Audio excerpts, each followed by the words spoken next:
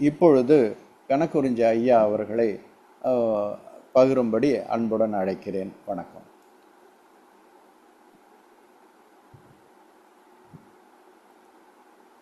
தமிழ்நாடு தூய தமிழ் இயக்கம், அமெரிக்காவின் அயலக தமிழ் கழகம் ஆகியவை ஒருங்கிணைந்து பாவலரேறு பெருஞ்சித்திரனார் அவர்களுடைய 93ஆம் பிறந்த நாளை முன்னிட்டு சீரிய முறையில் ஏற்பாடு செய்யப்பட்டிருக்கக்கூடிய இணையதள கூடலில் பங்கேற்கக்கூடிய தமிழ்நாடு, மலேசியா, அமெரிக்கா போன்ற நாடுகளிலே இருந்து வந்திருக்கக்கூடிய பெருமதிப்பிற்குரிய கருத்துரையாளர்களுக்கும் பன்னாட்டு பார்வையாளர்களுக்கும் தமிழ் ஆர்வலர்களுக்கும் முதற்கண்ணுடைய வழக்கத்தையும் வாழ்த்துக்களையும் தெரிவித்துக் கொள்கிறேன். மொழி என்பது கருத்துக்களை வெளிப்படுத்தக்கூடிய ஒரு கருவி என்பதாக பொதுவான ஒரு புரிதல் இருக்கின்றது. ஆனால் இது எவ்வளவு பிற்போக்கான ஒரு புரிதல் என்பதை ஒரு எழுத்தாளர் மிகச்சிறந்த ஒரு எடுத்துக்காட்டின் மூலம் விளக்கினார். ஒரு அழகான குழந்தையை 5 கிலோ கறி என்று சொன்னால் அது எவ்வளவு இழிவானதோ அதை போன்றதுதான் மொழி என்பது ஒரு கருவி என்று மாத்திரம் சொல்வது என்று அருமையாக குறிப்பிட்டார். அந்த மொழி என்பது விளிமியங்களினுடைய களஞ்சியாகவும் வரலாற்றின் பெட்டகமாகவும் மரபுகளின் நீட்சியாகவும் இருக்கின்றது என்பதை உலக வரலாற்றை பார்த்தாலே நாம் புரிந்து கொள்ள முடியும். ரஷ்யாவிலே பிறந்த மிகச்சிறந்த கவிஞர் ரசூல் கம்சதேவ் என்று சொல்லப்படக்கூடிய கவிஞர். அவருடைய தாய்மொழி அவார் என்று சொல்லப்படக்கூடிய மொழி. மிக மிக மக்களாலே பேசக்கூடிய ஒரு மொழி.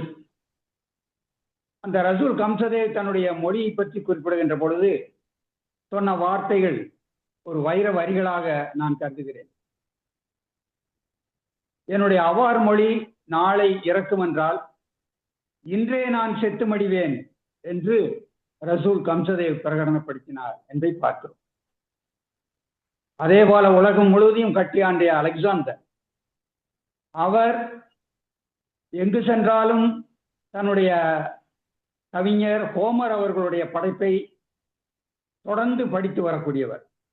போர்க்களங்களிலே அந்த போர் ஓய்ந்து இரவு ஓய்வு பெறக்கூடிய பாடி வீட்டில் கூட ஹோமரனுடைய படைப்புகளே சில பகுதிகளை படித்த பிறகுதான் அவர் உறங்கச் செல்வார்.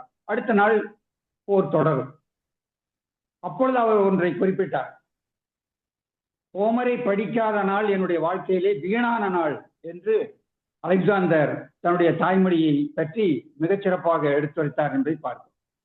அதே மாதிரி ஆங்கிலேயர்கள் அவர்களுடைய தாய்மொழி பற்றி குறிப்பிடுகின்ற பொழுது சூரியன் மறையாத பிரிட்டிஷ் பேரரசு வேண்டுமா அல்லது ஷேக்ஸ்பியனுடைய படைப்புகள் வேண்டுமா என்று ஆங்கிலேயனை கேட்டால் ஒரு கணமும் தாமதிக்காமல் சூரியன் மறையாத பிரித்தானிய பேரரசு எனக்கு துச்சம், என்னுடைய தாய்மொழி கவிஞன் ஷேக்ஸ்பியரைத்தான் நான் தெரிவு செய்வேன் என்று ஒவ்வொரு ஆங்கிலேயர்களும் தங்களை என்னுடைய மொழிப்பற்றை வெளிப்படுத்துவார்கள் என்பதை பார்க்கிறோம்.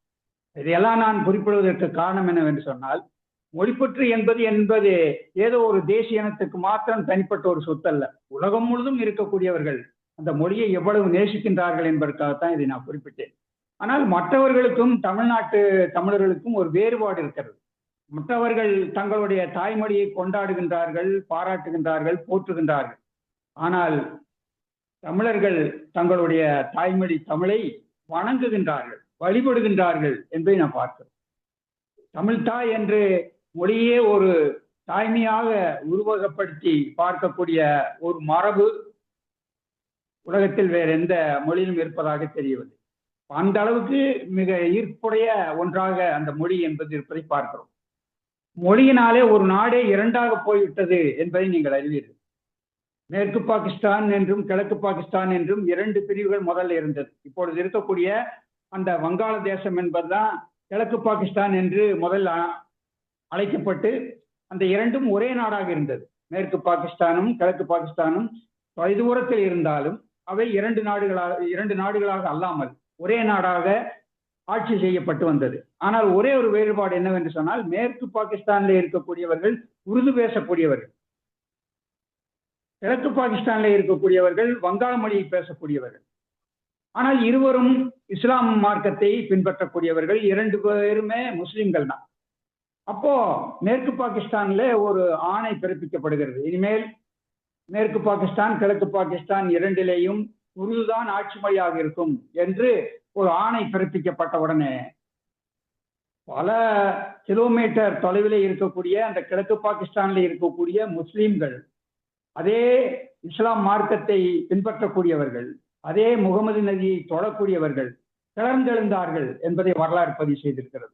மிகப்பெரிய போராட்டத்தை அவர்கள் நடத்துகிறார்கள். எந்த காரணத்தை கொண்டும் நாங்கள் உருது மொழியை ஏற்றுக்கொள்ள மாட்டோம், எங்களுடைய தாய்மொழி வங்காள மொழி, எனவே அதைத்தான் நாங்கள் ஆட்சி மொழியாக ஆக்க வேண்டும் என்று விரும்புகிறோம் என்று சொல்லி பெரிய போராட்டம் நடந்தது. எப்படி இங்க இந்திய எதிர்ப்பு போராட்டம் நடக்கிறது அது மாதிரி நடந்தது. அப்போ குறிப்பாக டாக்கா பல்கலைக்கழகத்தில் இருக்கக்கூடிய மாணவர்கள் அந்த போராட்டத்தை முன்னெடுத்து செல்கிறார்கள். குறிப்பாக டாக்காவினுடைய மருத்துவக் கல்லூரியில் இருக்கக்கூடிய மாணவர்கள் அந்த போராட்டத்தை முன்னெடுத்து செல்கின்றார்கள். மிகப்பெரிய பேரணி நடக்கின்றது. துப்பாக்கிச் சூடு நடைபெற்று அங்கே 4 பேர் படுகொலை செய்யப்படுகின்றார்கள் என்று பார்க்கிறோம். ஆனால் பின்னாலே என்ன நடந்தது என்பது நீங்கள் அறிவீர்கள்.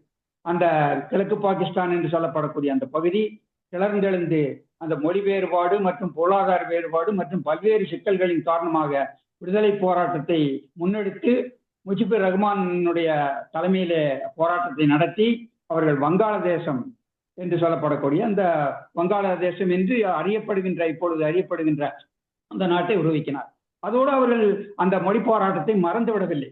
தங்களுடைய மொழி போராட்டத்திலே இறந்த ஈகியர்கள் 4 பேருடைய நினைவை உலகம் முழுவதும் போற்ற வேண்டும், மொழிக்கு முக்கியத்துவம் இருக்கிறது என்பதை உலக மக்கள் தெரிந்து கொள்ள வேண்டும் என்பதற்காக மிகப்பெரிய அளவிற்கு போராட்டங்களை சர்வதேச ரீதியில தங்களுடைய வங்கதேச அரசின் மூலமாக முன்னெடுத்து அதற்காக ஐநாவில மூலமாக ஒரு பிரகடனத்தை பெற்றார்கள். அதுதான் உலக தாய்மொழி நாள் என்று சொல்லப்படக்கூடிய நாள், பிப்ரவரி 21ஆம் நாள். அந்த உலக தாய்மொழி நாள் என்று சொல்லப்படக்கூடிய அந்த நாள் 2000 இன்று 25 ஆண்டுகளாக உலகம் முழுவதும் இருக்கக்கூடிய பல்வேறு நாடுகளில் கொண்டாடப்படுகிறது. நான் இங்கே குறிப்பிட விரும்புவது என்ன சொன்னால், அந்த மொழி போராட்டத்தில் இருந்தவர்கள் 4 பேர் தான். ஆனால் அவர்கள் அந்த ஈகத்தை உலகம் முழுவதும் பரப்பி அந்த வங்காளத்தினுடைய பெருமையை அவர்கள் நிலைநிறுத்தி இருக்கின்றார்கள். ஆனால் இங்கே நடந்த இந்தி போராட்டத்தில் 12 பேர் உயிர் தியாகம் செய்தார்கள். அது மாத்திரமல்லாமல் நூற்றுக்கணக்கான பேர் பொள்ளாச்சியிலேயும் குமாரபாளையத்திலேயும் திருப்பூர்லேயும் சுட்டுக் கொல்லப்பட்டார்கள். அவர்களெல்லாம் முகவரி இல்லாமல் அடையாளம் இல்லாமல் இன்றைக்கு வரலாற்று பதிவில்லாமல் போகக்கூடிய ஒரு அவல நிலை பார்க்கிறோம். எனவே அந்த சமயத்துல தான் அந்த இந்திய எதிர்ப்பு போராட்டம் என்று 1935 இருந்து தொடர்ந்து நடைபெறக்கூடிய அந்த போராட்டத்தை பாவலரேர் அவர்கள் மிக விரிவாக தன்னுடைய பதிவு செய்திருக்கின்றார். அதனால அவருடைய பணியை கூட அவர் இழந்தார் என்பதை அனைவருக்கும் நமக்கு தெரியும்.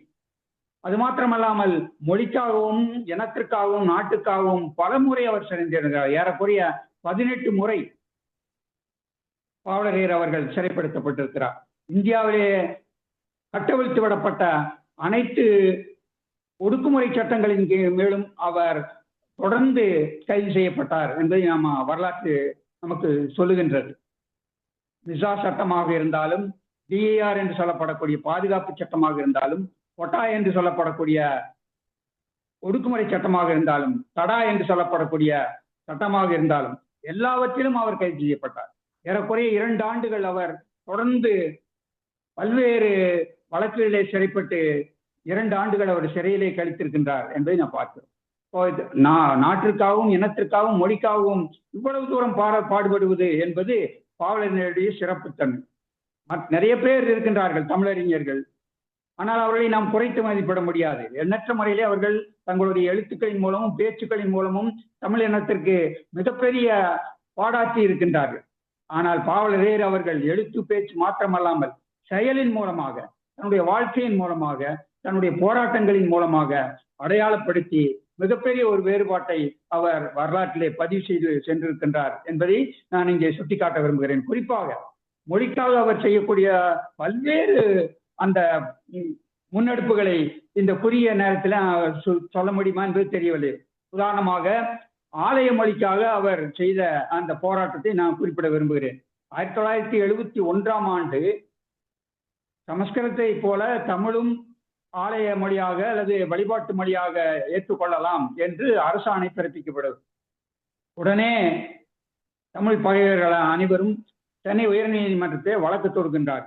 அப்படி வழக்கு தொடுத்து மிகப்பெரிய அளவிற்கு சட்ட போராட்டம் நடத்தியதற்கு பிறகு அவர்கள் சமஸ்கிருதத்தையும் தமிழ் வழிபாட்டையும் ஒப்பிட்டு பார்த்து தமிழுக்கு அந்த தகுதி இல்லை என்ற அடிப்படையிலே அந்த வழக்கை தொடுக்கின்றார்கள். ஆனால் சமஸ்கிருதமும் போலவே தமிழையும் வழிபாட்டுக்கு பயன்படுத்திக் கொள்ளலாம் என்று தீர்ப்பு வந்து விடுகிறது. எனவே அவர்களால் அதை சகித்துக் கொள்ள முடியவில்லை, பொறுத்துக் கொள்ள முடியவில்லை. எனவே தொடர்ந்து அதற்காக சட்ட முயற்சிகளை எடுத்து 3 ஆண்டுகளுக்கு பிறகு உயர்நீதிமன்றத்தை விடுத்து உச்சநீதிமன்றத்திலே வழக்கு தொடுக்கின்றார். தமிழுக்கு அந்த தகுதி இல்லை, அது ஒரு சூத்திர மொழி, அது நீச மொழி, எனவே அதற்கு வழிபாட்டுக்கான மொழியாக அதை ஏற்றுக்கொள்ள முடியாது என்று உச்சநீதிமன்றத்திலே வழக்கு தொடுக்கிறார். இதை எதிர்த்து பாவலரேர் அவர்கள் உச்சநீதிமன்றத்திலே மனு தாக்கல் செய்து அவர் அதற்காக முன்னெடுப்புகளை தெய்வநாயகம் அவர்களுடைய உதவியோடு அவர்கள் முன்னெடுத்து செய்கின்றார். அப்பொழுது எதிர் வழக்குக்காரக்கூடியவர்கள் அவர்கள் எல்லாம் மடத்தலைவர்கள் தான், பல்வேறு மடத்தை சார்ந்தவர்கள் தான் அந்த வழக்கை உச்சநீதிமன்றத்திலே எடுத்தவர். எனவே அவர்கள் என்ன சொல்கின்றார்கள் என்றால், பெருஞ்சித்திரனார் மிகப்பெரிய தமிழறிஞராக இருக்கலாம், ஆனால் மத நடைமுறைகளை பற்றி அவருக்கு எதுவும் தெரியாது, எனவே அவரை எதிர் வழக்காடுவதற்கு அனுமதிக்க கூடாது என்று உச்சநீதிமன்றத்திலே குறிப்பிடுகிறார். ஆனால் அப்பொழுது மிகச்சிறந்த முறையில ஒரு தீர்ப்பினை அங்கே இருந்த ரங்கநாத் மிஸ்ரா அவர்கள் குறிப்பிடுகின்றார். வழிபாட்டிலே மொழி வேறுபாடு எடுத்துக்கொள்ளக்கூடாது என்று சொல்லி பெருஞ்சித்தனார் அவர்களுடைய அந்த வாதுரையை ஏற்று அவரை வழக்காடுவதற்கு அனுமதிக்கிறார். நண்பர்களே, இந்த இடத்துல நான் ஒரு பதிவிட விரும்புகின்றேன். உச்ச நீதிமன்றத்தில் நம்முடைய பாவலரேர் அவர்கள் நேர் நின்று தூய தமிழில் தமிழ் வழிபாட்டு மொழியாக ஏன் இருக்க வேண்டும், தமிழனுடைய சிறப்பு என்ன என்பதை உச்ச நீதிமன்றத்திலே தமிழ்ல தூய தமிழ்ல அவர் வாதாடினார் என்பது மிகப்பெரிய வரலாற்று பதிவு. இதுவரைக்கும் இன்றைய நாள் வரைக்கும் உச்ச நீதிமன்றத்தில் நேரடியாக போய் தமிழ்ல தூய தமிழ்ல வாதித்தவர் யாரும் கிடையாது. அப்போ அந்த அளவிற்கு அந்த தமிழினுடைய சிறப்பை உச்ச நீதிமன்றத்தில் பதிவு செய்தவர் அவர். எனவே அது பிறகு பல்வேறு விதமான சிக்கல்களுக்கு ஆட்பட்டு இறுதியில 2 அமர்வுகள் இருக்கக்கூடிய அந்த ஆயத்திலே அந்த வழக்கு மீண்டும் வந்து தமிழ் என்பதை தொடர்ந்து வழிபாட்டிற்காக தேவாரம், திருவாசகம் போன்றவற்றை வைத்து வழிபட்டு கொண்டு வருகிறார்கள். எனவே தமிழும் அந்த வழிபாட்டு மொழியாக ஏற்றுக்கொள்ளலாம் என்று உச்ச நீதிமன்றத்தில் 1987 அந்த தீர்ப்பு வழங்கப்பட்டது என்று நான் பார்க்கிறோம். அந்த அளவிற்கு மிக தீவிரமாக தொடர்ந்து தமிழுக்காக உச்ச நீதிமன்றம் வரைக்கும் சென்று வாதாடியவர் பாவலரேர் அவர்கள். அதே மாதிரி உச்ச நீதிமன்றத்திலே போலவே உயர்நீதிமன்றத்திலும் அவர் போய் நேர் நின்று தமிழிலே வழக்காடி இருக்கின்றார் என்பதை பார்க்கும். இந்திரா காந்தி அவர்கள் இறந்ததற்கு பிறகு அவருடைய சாம்பலை இந்தியா முழுவதும் தூவ வேண்டும் என்ற வழக்கு வந்த பொழுது அதை எதிர்த்து உயர்நீதிமன்றத்தில் மிகச்சிறப்பான முறையில தூய தமிழில நேர் நின்று வழக்காடியவர்.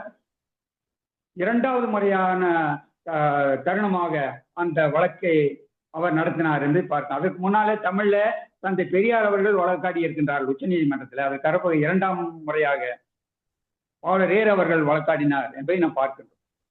அதே மாதிரி பெரியார் அவர்கள் மீது மிகப்பெரிய மதிப்பும் மரியாதையும் அவர் கொண்டிருந்தாலும் கூட தமிழ் காட்டுமிராண்டி மொழி என்று அவர் குறிப்பிட்ட பொழுது பாவலரேர் அவர்கள் கிளர்ந்தெழுந்து அதற்கு மறுப்புரை மிக விரிவாக எழுதியிருந்தார் என்பதை பார்க்கிறோம். அது மாத்திரமல்லாமல் திருச்சிக்கு சென்று நேரடியாக பெரியார் அவர்களை சந்தித்து, ஐயா, நீங்கள் காட்டுமிராண்டி மொழி என்று தமிழை சொல்லுகின்றீர்கள், உங்களுக்கு தவறான தகவல்கள் கொடுக்கப்பட்டிருக்கிறது. தமிழ் என்பது ஏதோ கம்பராமாயணம், திருவிளையாடல் புராணம், வில்லிபாரதம் என்பதோடு முடிந்து விடுவதல்ல. இது மிகப்பெரிய ஒரு சமூக நீதிக்கான அல்லது பகுத்தறிவு கருத்துக்களை கொண்டு நீண்ட பாரம்பரியத்தை கொண்டது. திருவள்ளுவரை ஆரம்பித்து அதே மாதிரி வள்ளலார், சித்தர்கள் என்று தொடர்ந்து மிகப்பெரிய ஒரு பாரம்பரியம் இருக்கின்றது என்று அவருக்கு விளக்கிய உடனே தந்தை பெரியார் அவர்கள் ஒரு கருத்தை சொன்னார்கள். அது மிக மிக முக்கியமானது. நீங்கள் சொன்னதை நான் ஏற்றுக்கொள்கின்றேன். இனிமேல் தமிழை காட்டுமிராண்டி மொழி என்று நான் சொல்ல மாட்டேன், ஆனால் தமிழர்கள் காட்டுமிராண்டிகள் என்று நான் சொல்லுவேன் என்று பாவலரேர் அவர்களிடம் அவர் உறுதி கொடுத்ததாகவும் அதற்கு பிறகு அவர் அப்படி தமிழ் காட்டுமிராண்டி மொழி என்று சொல்லவில்லை என்பதையும் பாவலரேர் அவர்களே தென்மொழியிலே பதிவு செய்திருக்கின்றார் என்பதை நாம் பார்க்கிறோம். அதே போலதான் தமிழுக்கு எந்த விதத்திலே கேடு வந்தாலும் முதன்மையாக நிற்கக்கூடிய தளபதியாக அவர் இருந்திருக்கின்றார். முத்தையா என்று சொல்லப்படக்கூடியவர், அவர் அண்ணா பல்கலைக்கழகத்திலே பேராசிரியராக இருந்தவர். அவர் தமிழை பற்றி ஒரு விளக்கம் சொன்னார். தமிழ் என்று சொல்லப்படக்கூடியது நம்மை இழந்து கொள்ள வேண்டும் என்ற பொருள் உடையது. தம் கூட்டல் இல், தம் கூட்டல் இல், இதுதான் தமிழ். தம்மை என்றால் தம்மை என்று குறிப்பிடுகிறோம். இல் என்றால் இழப்பது. எனவே தம்மை இழந்து கொள்ள வேண்டும் என்பதுதான் அந்த தமிழ் என்பதனுடைய பொருள் என்று சொல்லி, சமஸ்கிருதமானால் அப்படிப்பட்டதல்ல. சமஸ்கிருதத்தை நாம் படிக்கின்ற பொழுதும் அதே மாதிரி வழிபாட்டு மொழியாக பயன்படுத்துகின்ற பொழுதும் இறைவனுடைய அடியை நாம் சென்று முடியும், தேவர்களுக்கு இணையாக நாம் உயர்ந்து விட முடியும் என்று தமிழை தாழ்த்தி உயர்த்தி அவர் சொன்ன பொழுது உடனடியாக கிளர்ந்தெழுந்த பெருஞ்சத்தனார் அவர்கள் அதற்கான விளக்கத்தை சொன்னார். தம் கூட்டல் இல் என்று சொல்லப்படக்கூடியது அவருடைய சொந்த விளக்கம். ஆனால் உண்மையான பாரம்பரியமாக சொல்லப்படக்கூடிய விளக்கம் என்று சொல்லப்படக்கூடியது அதுவல்ல. தாமம் கூட்டல் எல் என்று சொல்லப்படக்கூடிய தமிழ் என்பதிலிருந்துதான் தமிழ் என்பது வந்தது. தாமம் என்று சொன்னால் சூரியன், அதே மாதிரி கதிரவன், அதே மாதிரி தீயை கொண்டிருக்கக்கூடிய இறைவன் என்ற பொருள் இருக்கிறது. எல் என்று சொன்னால் ஒளி என்று பொருள். எனவே சூரிய ஒளி அல்லது இறைவனுடைய ஒளி என்பதுதான் இதனுடைய பொருள். தாமம் கூட்டல் எல் என்று சொல்லப்படக்கூடிய அந்த சொல் தாமல் என்று சொல்லுகிறது. அதுதான் தமிழ் என்று ஆகியது என்று மிகச் சிறப்பான முறையில அவர் விளக்கத்தை கொடுத்தார் என்று பார்க்கிறோம். அதே மாதிரி திருக்குறளுக்கு மெய்ப்பொருள் உரையை அவர் எடுத்து எழுதினார் என்பதை நாம் அறிவோம். சென்னையிலே நெருக்கடி நிலை காலத்திலே சென்னை சிறையிலே பாவலரேர் அவர்கள் அடைக்கப்படுகிறார். அப்பொழுது அந்த சிறையிலே இருக்கக்கூடியவர், அவர் RSS பிரிவை சார்ந்தவர். அவர் பகவத்கீதையை பற்றி ஏறக்குறைய 2000 பக்கத்திலே உரை எழுதியார் என்பதை கேள்விப்படுகிறார். அதை பார்க்கிறார் பாவலரேர் அவர். பகவத்கீதையை பற்றி 2000 பக்கம் அவர் எழுதினார் என்று சொன்னால் திருக்குறள் என்னது சாமானியமா? எனவே திருக்குறளை பற்றி 5000 பக்கங்களிலே நான் உரை எழுதப் போகின்றேன் என்று அவர் சிறைப்பட்டிருக்கக்கூடிய நெருக்கடி காலத்திலே இருக்கக்கூடிய அந்த சிறை துன்பங்களை எல்லாம் எதிர்கொண்டும் கூட அப்பொழுதே அவர் உரை எழுத ஆரம்பித்து விட்டார் என்பதை வரலாற்றிலே நாம் பார்க்கின்றோம். ஆனால் கெடுவாய்ப்பாக 240 குறளுக்கு மாத்திரம்தான் அவரால் எழுத முடிந்தது. அதற்கு மேல் முடியாது. தமிழுக்கு ஏற்பட்ட மிகப்பெரிய இழப்பு என்பதை நாம் புரிந்து கொள்கிறோம். அதே மாதிரி தூய தமிழ் இயக்கத்தை தொடர்ந்து அவர் முன்னெடுத்தினார். தூய தமிழ் இயக்கத்தினுடைய முன்னோடியாக கருதப்படக்கூடியவர் மறைமலை அடிகள். அவர் கோட்பாட்டு ரீதியாக அந்த தூய தமிழ் இயக்கத்தை முன்னிறுத்தினார். அதை தொடர்ந்து வந்திருக்கக்கூடிய பாவாணர் அவர்கள் அது குறித்து பல்வேறு ஆய்வுகளை மேற்கொண்டு அந்த தூய தமிழ் என்பதை நிலைநிறுத்தினார் என்பதை பார்க்கிறோம். இப்ப இவர்களுடைய நீட்சியாக வந்த பாவலரேர் அவர்களைப் போலவே தமிழை பற்றிய விளக்கத்தை கொடுத்தாலும் கூட அதை ஒரு இயக்கமாக, மக்கள் இயக்கமாக, தூய தமிழ் என்பதை ஒரு மக்கள் இயக்கமாக அவர் முன்னெடுத்தினார் என்று பார்க்கிறோம். தூய தமிழ் என்று சொல்லப்படக்கூடியது மிக மிக தேவையானது என்பதற்கு ஒரு எளிய உதாரணத்தை அவர் குறிப்பிட்டார்.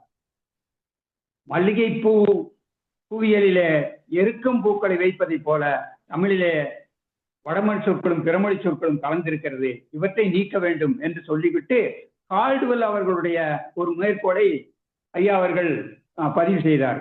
கால்டுவெல் இதை பற்றி இந்த கலப்பு மொழியை பற்றி குறிப்பிடுகின்ற பொழுது ஒரு முக்கியமான கருத்தை சொல்கிறார். அதாவது மற்ற மொழிகளை போன்றது அல்ல தமிழ். ஆங்கிலத்திலே இருக்கக்கூடிய லத்தீன் சொற்களை நீக்கிவிட்டால் ஆங்கிலம் என்பது தெளிவற்றதாக போய்விடும்.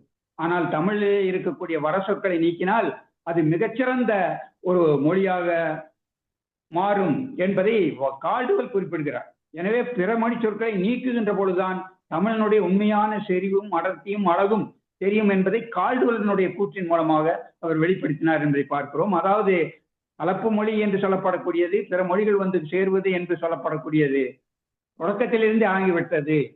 ஆரம்பத்திலிருந்தே இந்த ஒரு கீழான போக்கு இருக்கின்றது என்று தொடர்ந்து அவர் வரலாற்று ரீதியாக பாவலரேர் அவர்கள் வெளிப்படுத்தியது மாத்திரமல்லாமல் ஆசர் என்று சொல்லப்படக்கூடிய முனைவர் ஆசருடைய மேற்கோளை அவர் அதில் சுட்டி காட்டுகிறார்.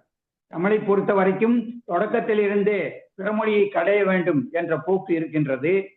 அது குறிப்பாக 20ஆம் நூற்றாண்டிலே மிகப்பெரிய அளவிற்கு இது வலிமை பெற்றிருக்கிறது என்பதை ஆஷர் என்பதை குறிப்பிடுவதை அப்படியே மேற்கோள் காட்டி, இந்த போராட்டம் என்பது நோய் எப்படி வருகின்ற பொழுதே மருத்துவம் தொடங்கி வருகிறதோ அதை போல தொடக்க காலத்திலிருந்தே இந்த மாதிரி பிறமொழி தமிழிலே வந்து கலக்கக்கூடிய போக்கு இருக்கிறது, அதை தவிர்க்க வேண்டும் என்பதற்காக இயக்கத்தை எடுத்தார் என்பதை பார்க்கிறோம். குறிப்பாக பேச்சு, எழுத்து அனைத்திலும் தூய தமிழ் வேண்டும் என்று சொன்னார். பேச்சு என்பது பிறந்த வீடு, எழுத்து என்பது புகுந்த வீடு. ஒரு பெண் பிறந்த வீட்டிலே வளர்ச்சி பெற்று புகுந்த வீட்டிலே மலர்ச்சி அடைவதைப் போல பேச்சு என்று சொல்லப்படக்கூடியது வளர்ச்சி பெற்று எழுத்து என்று சொல்லப்படக்கூடிய வகையிலே மலர்கின்றது. எனவே பேச்சு, எழுத்து அனைத்திலையும் தொடர்ந்து தூய தமிழ் மேற்கொள்ளப்பட வேண்டும் என்பதை தொடர்ந்து அவர் செய்தார். இப்படி பல்வேறு பணிகள், அந்த பணிகளில் எண்ணற்ற முறையிலே நாம நிரல்படுத்தி வரிசையாக சொல்ல முடியும். இருப்பினும் இப்படிப்பட்ட மிகப்பெரிய ஒரு பணியை அவர் தன்னுடைய வாழ்நாளில் போயிருக்கிறார். அவர் நம்மை விட்டு பிரிந்து ஏறக்குறைய 31 ஆண்டுகள் ஆனதற்கு பிறகும் கூட மற்ற எல்லா காலத்தை காட்டிலும் இன்றைக்கு பாவலரினுடைய பொருத்தப்பாடு என்பது மிக மிக முக்கியமான. எனவே அவருடைய வழியை தொடர்ந்து முன்னெடுத்து செல்வோம் என்று கூறி அமைகிறேன். நன்றி, வணக்கம்.